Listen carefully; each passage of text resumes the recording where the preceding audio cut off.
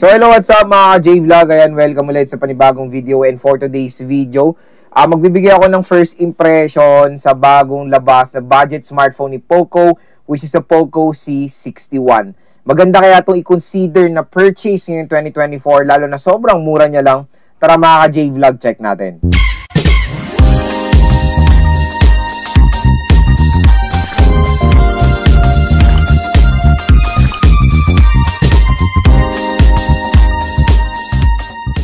So yan, bago tayo mag-start, quick reminder agad, hindi po to full review. First impression agad lang to sa mga bagong labas na smartphone.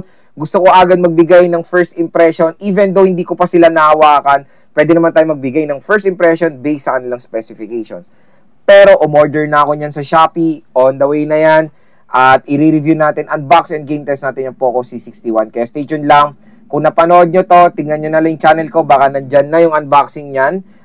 I-check nyo na agad dyan mga J-Vlog. So, ayan nga. Napakadami ng lumalabas sa budget smartphone ngayong September. Solid, iba't ibang brand. Meron tayong Honor, meron tayong Realme, meron tayong Xiaomi, meron tayong Tecno, meron tayong Itel. Wow, grabe. Ang dami niyong pagpipilian ngayon na budget smartphone. So, ito na yung perfect time mag-compare, and stay tuned lang, i-compare natin lahat yan.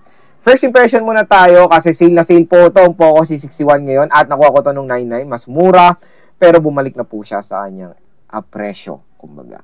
At ang tanong, magkano nga ba ang Poco C61? Meron tayong 2 variants, 3GB64 na 3599 or almost 36, tapos meron tayong 4GB 128 na 4599 or almost 46. So, saan yung presyo? Very affordable. Abot kaya.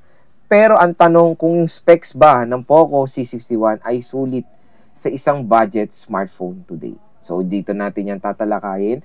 At kung interested din pala kayo sa Poco C61, huwag kayong mag-alala, ilalagay ko po yung link niya sa description. Check out nyo na yan mga ka-J-Vlog kung napusuan nyo na tong smartphone na to. So, si Poco C61, kung makikita nyo, circular camera module. Yung ganyang design ng camera module ay nakikita natin sa mga higher flagship or sa mga flagship smartphone and higher mid-range smartphone, kumbaga yung mga ganyan design na na-adapt na ng mga entry and budget smartphones today. Pero wag kayong malinlang sa malaking ganyan na circular module na yan. Maliit lang po lente niya when it comes sa mga budget smartphone. So, tingnan nyo ang specs ng kanyang camera, very low. 8 megapixel and 8 megapixel main at 5 megapixel front camera. Dual rear camera system siya sa rear camera, pero yung isang lente niya, hindi ko maintindihan kung anong purpose nun. Kaya inaano ko na lang dito, fino-focus ko yung main camera niya. Yung rear camera niya mga ka-J-Vlog is capable ng Full HD 1080p video recording. Sa screen size naman, ito yung malaki dito sa Poco C61, 6.71 inches. HD+, 720p, 1650 pixels. Na IPS LCD display siya. 90Hz screen refresh rate at sad to say, naka-notch siya. Pero, sa ganitong presyo, I think notch is okay pa naman yan. Acceptable pa naman ang notch display. Lalo na sa ganyang presyo mga J-Vlog. So, okay pa yan, kumbaga, acceptable pa sa akin. So, as out of the box, Android 14 siya with MIUI 14. Chipset, ito ang big no-no, MediaTek Helio G36. Pag narinig ko na yung chipset na yan, yung Helio G36, Helio P35, yung mga chipset na yan, medyo medyo nakakalungkot na yung ganyan. Pag narinig ko na yan, expect nyo na medyo na yan, hindi na maganda performance niyan. So, octa-core CPU siya. Octa-core CPU siya na merong clock speed up to 2.2 GHz. And sa GPU, ito na yung GPU. PowerVR GE8320. So, expect nyo, hindi to pwede pang gaming. Expect nyo na yan. Huwag nyo nang asahan pang gaming to. Even ML dito magfe-frame drops. Magfe-frame drop. Lalo na pag nag-open din kayo ng app, pag ini-scroll nyo. Nagamit ko na yung Helio G36 sa Tecno Spark Go. Sa Tecno Spark 20C ba yun? Yes, sa Tecno Spark 20C. Tapos sa isa, sa Xiaomi, something yun eh. Basta, yung G36 ay ayoko yung chipset. Yung G36 na medyo disappointing yung chipset na when it comes ngayong, lalo na ngayong 2024. Hindi na yan perfect gamitin dahil sobrang, sobrang bagal na yan, kumbaga. Unisoc mas pwede pa. Lalo na kasi hindi lang CPU titignan nyo pag bibili kayo ng smartphone. Tignan nyo rin yung GPU. Tignan nyo yung GPU nito, PowerVRG A320 na sobrang low power GPU yan. Compare sa Unisoc, for example, i-compare natin dito, Unisoc T606.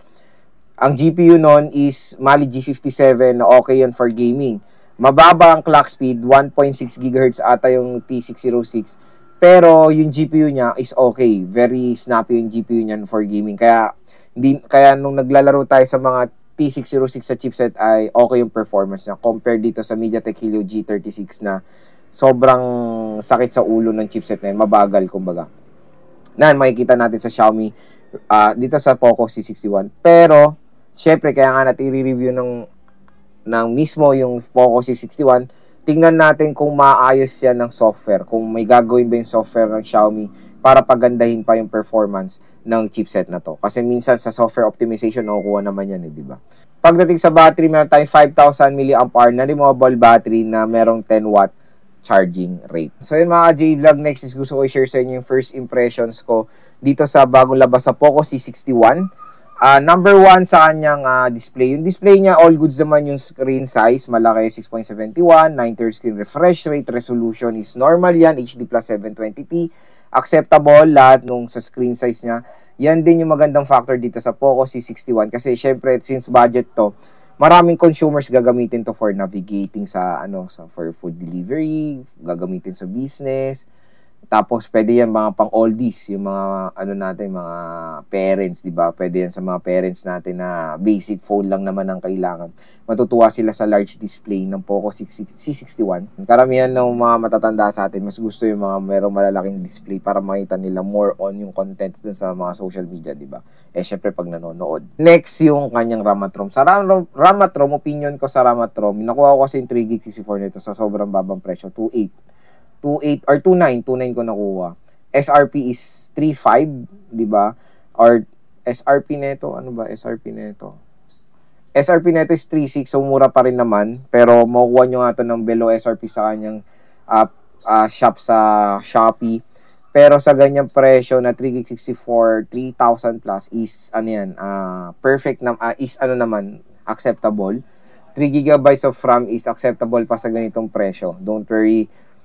Syempre, kailangan nyo ring isipin kung ano ba yung value of money rin na bibili nyo, kumbaga. Sa murang halaga, nakapagbigay na sila ng ganyang storage or RAM, okay naman na yan kasi mura mo nyo lang rin naman sila na purchase, diba? Next is yung camera. So, sa camera, parang pinaganda lang nila, to be honest, yung design ng camera netong Poco C61 para mas mukhang attractive siya. Mas mukhang, napakaganda ng camera. Pero in reality, maliit lang yung lente neto. Tapos, 8 megapixel lang siya. So, I don't know kung ano yung sample nito. Pero yun, stay tuned lang sa review nga natin. Then, magbibigay tayo ng mga photo samples and video sample ng Poco C61. Pero when it comes sa spec, sa kanyang presyo, medyo low spec siya sa camera. Kasi usually yung iba, matataas yung mga megapixel, 13, meron pang 50, di ba? Pero depende naman din yan kung ano yung provide nito. Kasi na-try ko yung camera ng Oppo A3X. 8 megapixel siya, pero pinapaganda ng software yung photo after nating mag-take. So, yun naman, malay nyo yung software din ng malaking tulong sa Poco C61. Next is yung kanyang battery. Battery malaki, 5,000. Nalungkot lang ako sa charging rate. So, sana at least 15 watts. 15 watts na rin usually rin nakikita ko sa ganitong presyo. 10 watts sa big no-no na. Kung include mo 10 watts sa charger, okay. 10 watt charger. Pero at least yung yung kaya niya sana is hanggang 15 watts or 18 watts na a big help kumbaga sa 5,000 mAh. Type-C nga, 10 watts naman. Ang bagal po mag-charge niyan. So, oras po ang ihintayin nyo para bago mag-full charge yung Poco C61 nyo. So, yun mga ka-J-Vlog ang ating first impressions dito sa Poco C61. Again, abangan nyo na lang po yung full review, game test, yung unboxing ko dito sa smartphone na to. On the way naman na rin siya. At yun, kung interested kayo mag-purchase nito, napakamura niya na lang ngayon sa Shopee rin. Below SRP, nakita ko siya 3,399. Tapos kung meron pa kayong voucher, ay makuha nyo pa to ng mas mura, kumbaga. So, ayan, add to cart nyo na. Yung link niya nasa description box. Check nyo.